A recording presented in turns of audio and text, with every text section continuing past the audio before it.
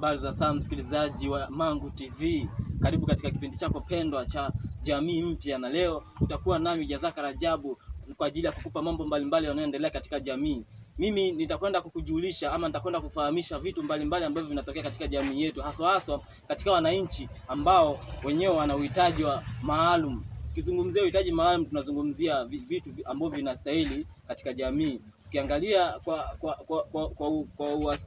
uasilia tunagundua kwamba jamii inahitaji vitu ambavyo vingi na vinavyoweza kuwasaidia.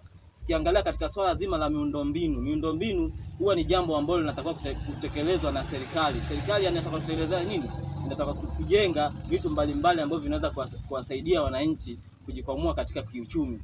Cha kwanza, wakiangalia katika eneo zima la soko kwa ajili ya kuwapatia wananchi vitu maalum, katika swala la vituo vya afya kwa ajili ya wananchi kupata matibabu. Tukienda katika kitu kingine ambacho elimu, tukipata shule ambazo zinaweza zikawa shule nzuri ambazo zinaweza kusaidia wanafunzi pamoja na watoto wa wazazi ambao wanaweza kusoma ili baadaye waje kuwasaidia au baadaye waje kuisaidia nchi kwa ujumla.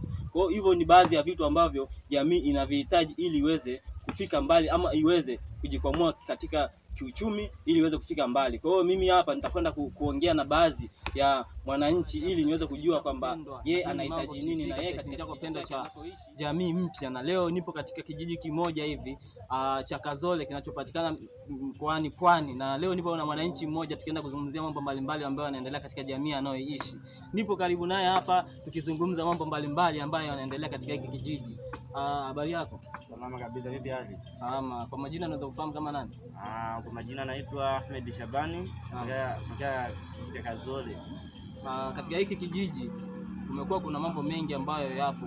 Wewe kwa vitu gani ambavyo umelipenda katika hiki kijiji na umependa kuishi hiki kijiji? Kweli kabisa, kama kabisa habari ni hapa kuna vitu vingi ambavyo vinavutia hapa. Kwanza pamechangamka, pako vizuri sana. Naweza nikakuuliza swali moja la kizushi. Ikitokea umepewa chance ya kuwa kiongozi wa serikali, ni kitu gani cha kwanza ungekifanya ambacho kinaweza kuwa kizuri katika jamii yako? Kwanza miundombinu ya barabara haziko vizuri huku hivi na shuleni. Umeweza kumsikiliza mmoja kati ya wananchi, amezungumzia kitu kimoja ambacho ni kizuri na mimi mwenyewe nimekipenda, kwamba ikibahatika imetokea amechaguliwa kuwa kiongozi wa serikali, kitu cha kwanza ambacho amesema ataweza kwenda kukitekeleza, cha kwanza amesema barabara, na kingine ameanza kusema kutengeneza miundombinu ya shuleni hasa katika maeneo ya kijiji hichi. Amesema kwamba changamoto ya barabara, hata mwenyewe ukiwa unanitazama mimi hapa na ukitazama pembeni yangu hapa kuna barabara ambayo bado haijakamilika, tuseme barabara ambayo ni mbovu, ambayo bado haijafanywa marekebisho vizuri. Na moja kati ya vitu ambavyo yeye amevitaja changamoto ambayo katika hiki kijiji ni barabara. Kwa hiyo inawezekana yeye akija kupata nafasi ya kuwa kiongozi atakuja kufanya hivi vitu ambavyo vinaonekana hapa ambavyo havijakamilika. Mimi ni Jazaka Rajabu, usikose kuifuatilia Mangu TV, na kwa leo tunaweza tukaishia hapa, tutakuja kuendelea wakati mwingine tena.